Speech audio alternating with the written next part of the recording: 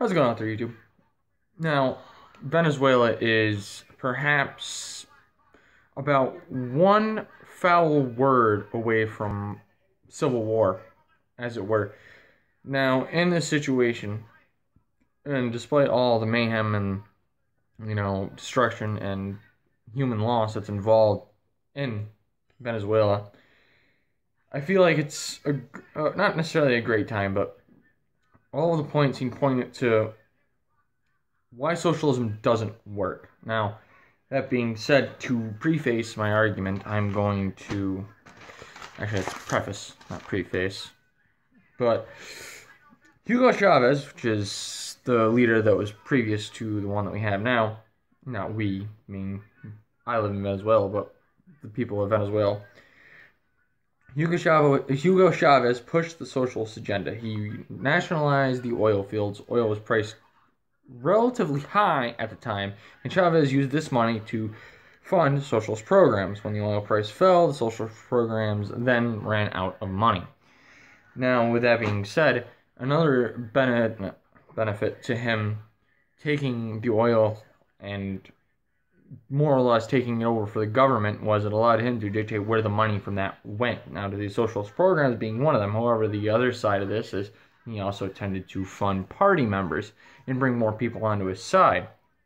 Now, that being said, and moving on from that circumstance, Maduro, his current, I guess you could say predecessor in a lot of ways, has more or less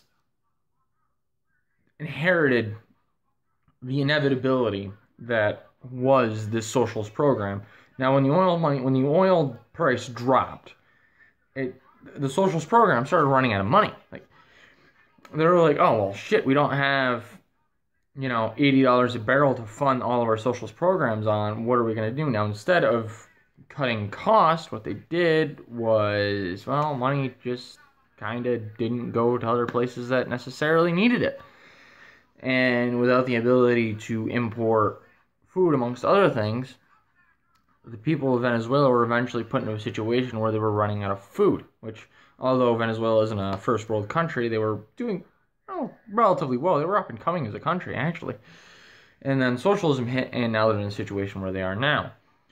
Now, with that being said, the reason why socialism in of itself, as a group, as a way of thinking, and as a political system does this is because when he privatized the oil fields and he privatized all the oil businesses, he essentially showed to every other person in Venezuela that may have become a potential private business owner that if they make too much money or if they have anything of value that the government may need, it will be confiscated and they will no longer own that. Now, this goes back to the video where I talked about the 100% inheritance tax, and I said something along the lines that if I have no incentive to work because I know full well that whatever tax bracket I happen to fall into, if I fall into that tax bracket, the government's going to take away all my money, then I'm going to do everything within my power to make sure I have nothing left for them to take.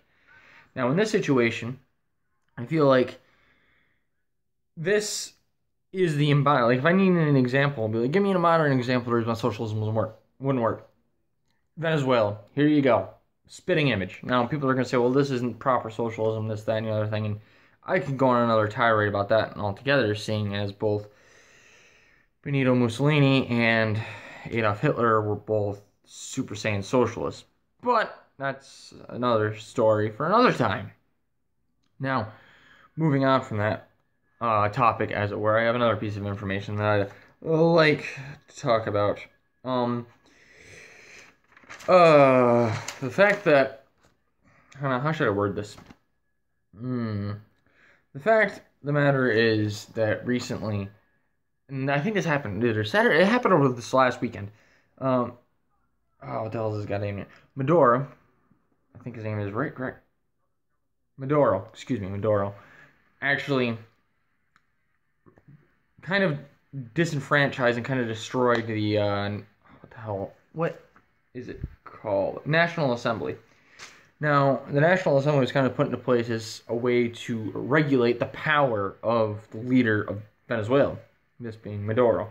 Now, when he got rid of them, what he did is he more or less replaced them with about, I think it's close to about 550, might be like 545, 549, or somewhere in that realm, so for the sake of argument, 550.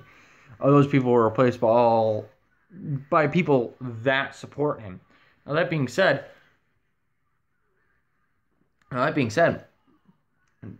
this basically gives him the power to do as he wishes and rewrite the constitution that was given to Venezuela in, I'm not sure if it was 1998 or 1999. It was pre-2000s. Now, the fact that Venezuela only got a constitution in that year and of itself is sad, but the fact that they actually had one was actually a great achievement, and the fact that the leader of that government is now looking to destroy the very constitution that holds the government not only to a certain standard but also protects the citizens should tell you a lot of things about not only Maduro as a person but his mentality. Now keep in mind he's socialist.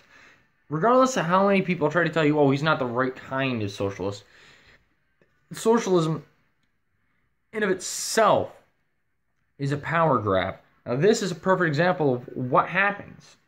Now, and on top of that, we have people being rounded up and jailed simply for wrong thinking. We have there's protests going on in the streets, and there are police using violence against citizens that merely disagree with the establishment. Now, that being said, I could go off on a tirade of my own about all of the core concepts of socialism and the reason why they would never work with the human condition and all the philosophy of it all. But my only thing here is I'm trying to point out all the faults and the fallacies that go on with inside of Venezuela, especially over the past few days. Now, it has been it's been spoken of, but it hasn't really hit a lot of mainstream channels as far as I'm aware of until relatively recently. Now, this has been happening over the course of a few years, I would say somewhere around of a decade. Is that an exact number? No, I'm just going for not necessarily accuracy, but precision. We'll say for the sake of argument. We'll say ballpark. It's a more accurate statement. That being said, I'm not 100% aware of how things happen within Venezuela as a country. But that being said, I do live within the borders of the United States, and I am well aware of the fact that socialism holds a lot more weight than it used to 50 years ago, almost 40 years ago, or 30 years ago. Well, maybe not necessarily 30 years ago, but we'll say 40 years ago for the sake of argument. Than it ever would have. But this being said, because it will happen, and as a matter of fact, we've already had one. Bernie Sanders was active. Well, he called himself a democratic socialist, but a socialist by any stripe, whether or not it be democratic, regular socialist, or national socialist, a socialist is still a socialist. And their means, although they say that they want to help the greater good, their main objective is to give as much power to the government as possible. Because they feel that the government, they claim to say that the government can fix all your problems, where in reality, if you're well aware of how the government works, it literally fucks up everything it ever touches. And you need a perfect example of that. Try going down to your local DMV sometime and try getting out anything even remotely close to about 10 to 15 fucking minutes. But that being said, the bureaucracy of it all being a satire in of itself that deserves its own video, the Socialist Party and the socialist government system in Venezuela has become almost totalitarian. It's not quite there yet, but given another decade of inability of opposing parties to oust these jackasses from their seats, and you will see the rise of essentially what is either another USSR or another late 1920s, 1930s, Italy, or Germany. It's inevitable.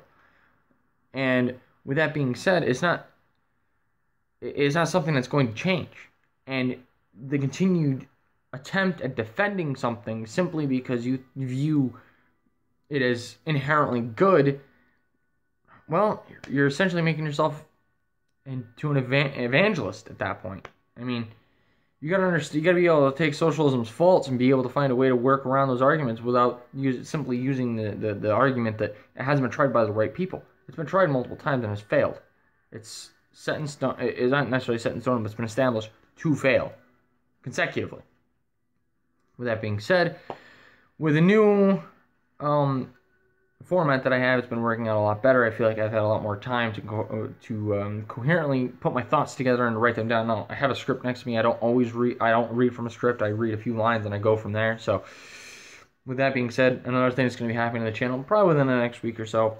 You'll probably be seeing the changes next Tuesday. Is I almost have my computer up and running, so I will hopefully be able to get to actually editing these videos. So there's not a whole lot of long awkward silences, and there's not a lot of points that I repeat on a regular basis. And I feel like that will help not only grow the channel, but will help my videos seem less repetitive, which I'm hoping to add into that, as well as a couple of other things that are going to be added into this. Is I feel like I should start getting into what's what I'm looking for, music a little bit more. So I might be posting a video every now and again. It's not going to be any schedule or anything like that. It's just going to be me either talking about music or performing music or etc. etc. I could go on, but those are just future plans.